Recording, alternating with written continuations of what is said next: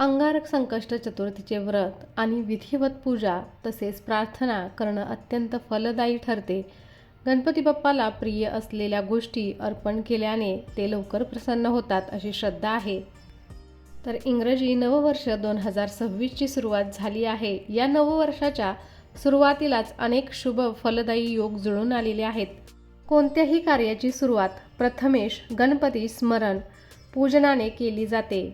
जे कार्य हाती घेतलेले आहे ते निर्विघ्नपणे पार पडावे, अडथळे, संकटे, समस्या, अडचणी दूर होऊन कार्यसिद्धी यशस्वी व्हावी यासाठी गणपतीचे आवाहन केले जाते. गणपती उपासनांमध्ये चतुर्थी तिथीला सर्वाधिक महत्त्व आहे. तर 2026मधील पहिलीच संकष्ट चतुर्थीला अंगारक योग जुळून आलेला आहे. संकष्ट चतुर्थी अंगारक योग येणे अतिशय शुभ मानले जाते. गणपती बाप्पा हेच सृष्टीचा निर्माणकर्ता असल्याचे मानले जाते. गणपती बुद्धीची देवता मानली जातात. गणपती ही वैश्विक देवता आहे. अवालुद्धांचे आराध्य, सर्वांना आपलेसे वाटणारे हे दैवत पराक्रमी असेल तरीही कोपिष्ट नाहीत. तेजस्वी असले तरीही तापहीन असे दैवत आहे. यामुळेच देवत्व असलेला गणपती जवळचा आणि आपल्यातलाच एक वाटतो. त्यामुळे अनेक गणेश उपासक हे व्रत करत असतात. त्यापैकीच संकष्ट चतुर्थीचे सर्वात महत्त्वाचे मानले जाणारे हे व्रत आहे. संकष्ट चतुर्थी हे व्रत कोणालाही करता येते. मराठी वर्षाचा पौष महिना सुरू आहे. मंगळवार 6 जानेवारी 2026 रोजी संकष्ट चतुर्थी आहे. पौष महिन्यातील संकष्ट चतुर्थीला अंगारक योग जुळून आलेला आहे. प्रत्येक मराठी महिन्याच्या वद्य चतुर्थीला उपवास करून गणेशाची उपासना करण्याची परंपरा आपल्याकडे आदिकालापासून आहे. गणेश व्रतांमध्ये संकष्ट चतुर्थीचे व्रत सर्वोच्च आणि सर्वश्रेष्ठ मानले जाते. तर हे व्रत केल्यामुळे विघ्नहर्ता बाप्पा आपल्याला लवकरच शुभफळ देतात. त्याचबरोबर अंगारकी संकष्ट चतुर्थी हा योग वारंवार येत नाही. मंगळवारी चतुर्थी आली की अंगारक योग जुळून येतो. अंगारक म्हणजेच मंगळ ग्रह जो निखाऱ्यासारखा लाल भडक दिसतो. त्याने भारद्वाज ऋषीकडून गणेश मंत्र घेतला आणि गणरायाची उपासना केली. त्याच्या उपासनेवरती प्रसन्न होऊन बाप्पाने त्याला आशीर्वाद दिला की माझ्या जन्माची तिथी चतुर्थी होती, म्हणून मंगळवारी येणारी चतुर्थी तुझ्या नावाने अर्थात अंगारकी चतुर्थी म्हणून ओळखली जाईल. मृदल पुराणात तसेच गणेश पुराणात याचे संदर्भ आढळून येतात. अमंगळ समजल्या जाणाऱ्या मंगळ ग्रहाला ज्या वरदविनायकाने पावन केले त्या विनायकाने आपलाही उद्धार करावा या हेतूने अंगारकी चतुर्थीचे व्रत केले जाते. तर या दिवशी पूजा कशी करायची, त्याचबरोबर तुम्ही जर प्रथमच अंगारकीचे व्रत किंवा चतुर्थीचे व्रत सुरुवात करणार असाल तर हे व्रत कशा पद्धतीने कराल या सर्व गोष्टींची माहिती आजच्या व्हिडिओमध्ये मी तुमच्यासाठी घेऊन आलेली आहे. नमस्कार, मी पूजा तुम्हा सर्वांचं स्वागत करत आहे पूजाज कॉर्नरमध्ये. तर 6 जानेवारी मंगळवार रोजी सकाळी 7:01 चतुर्थी तिथीला प्रारंभ होत आहे आणि 7 जानेवारी बुधवार या रोजी सकाळी 6:52 अंगारकी चतुर्थीची समाप्ती होत आहे. तर उदय तिथीनुसार अंगारकी संकष्ट चतुर्थी 6 जानेवारीला साजरी केली जाणार आहे. तर चंद्रोदय आहे मंगळवार रात्री 8:54. संकष्टी चतुर्थीला चंद्राचे दर्शन घेण्याचे महत्त्व अत्याधिक आहे. संकष्टीला उपवास हा चंद्राचे दर्शन घेऊनच सोडला जातो, तरच तो संपूर्ण मानतात. त्यामुळे संकष्ट चतुर्थीच्या रात्री चंद्र दिसल्यास त्याला अर्घ्य देऊन पूजा करावी व मग बाप्पाची आरती करून नैवेद्य दाखवून व्रत सोडावे. संकष्ट चतुर्थीच्या दिवशी लवकर उठून स्नान झाल्यानंतर घरातील गणपती बाप्पांची पूजा करावी. बाप्पांना हार, फुले, दुर्वा अर्पण करावीत. धूप, दीप, अगरबत्ती लावून गणेश मंत्राचा जप करावा.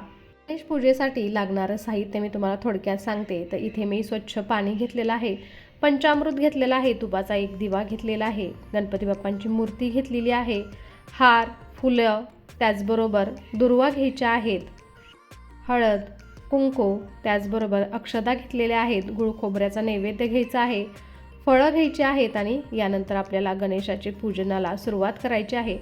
सर्वप्रथम दीप प्रज्वलन करून घेऊयात. अक्षतांच्या आसनावरती आपल्याला दिवा ठेवायचा आहे आणि सर्वप्रथम दिव्याची पूजा करून घेणार आहोत. देवघरामध्येही तुम्ही ही पूजा करू शकता. पूजाविधी व्यवस्थित दाखवण्यासाठी मी अशी वेगळी पूजा मांडलेली आहे. तर या दिवशी केलेल्या व्रत आणि पूजेमुळे वर्षभरात केलेल्या सर्व संकष्टी चतुर्थीचे व्रताचे पुण्य मिळते असे म्हणतात. घरातील संकटे दूर होतात, सुख समृद्धी वाढते आणि मनोकामना पूर्ण होतात. श्रद्धेप्रमाणे फक्त एका अंगारकी संकष्टीचे व्रत केल्याने संपूर्ण वर्षभरातील संकष्टीचे फळ प्राप्त होते. तर या दिवशी व्रत करण्याचा संकल्प करायचा आहे आणि शक्य असल्यास दिवसभर उपवास ठेवायचा आहे. एका पाटावरती गणपती बाप्पांची मूर्ती किंवा प्रतिमा आपल्याला स्थापन करायची आहे.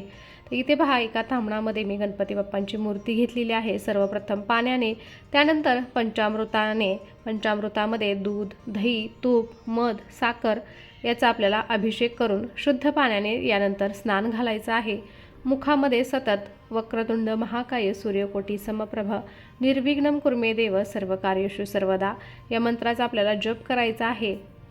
किंवा ओम गंग गणपते नमः, ओम गंग गणपते नमः, ओम विघ्नेश्वराय नमः, ओम विघ्नेश्वराय नमः या मंत्राचा तुम्ही 108 वेळाही जप करू शकता.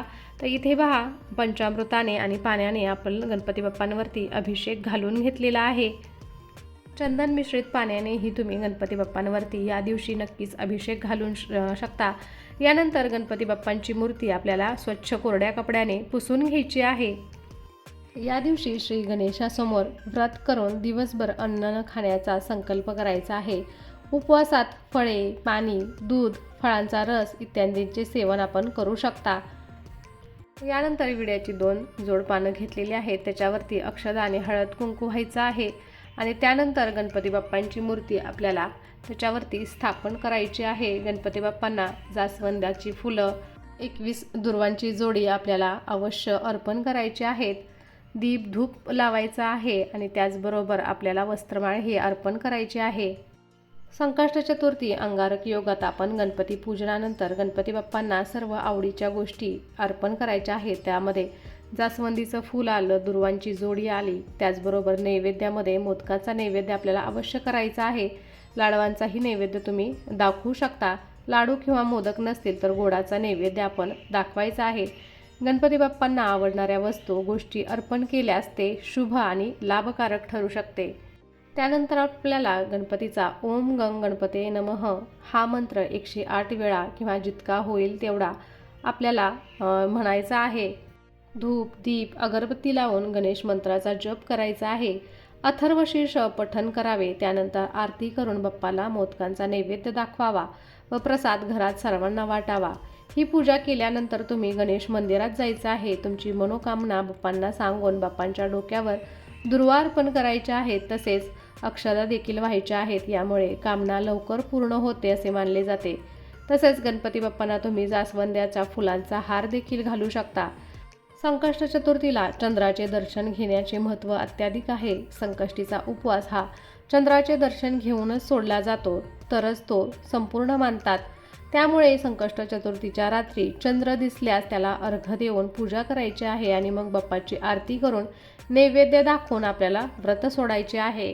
तर या दिवशी चंद्रोदय हा रात्री 8:54 आहे. दिवसाच्या पूजा कर्मात गणपतीची अर्चना केल्यानंतर रात्री चंद्राची पूजा करावी. चंद्राला दूध, फळे आणि तांदूळ मिसळलेले पाणी अर्पण करायचे आहे. ते शुभ मानले जाते आणि भक्तांच्या आयुष्यात शांती, समृद्धी व सकारात्मक ऊर्जा यामुळे येते.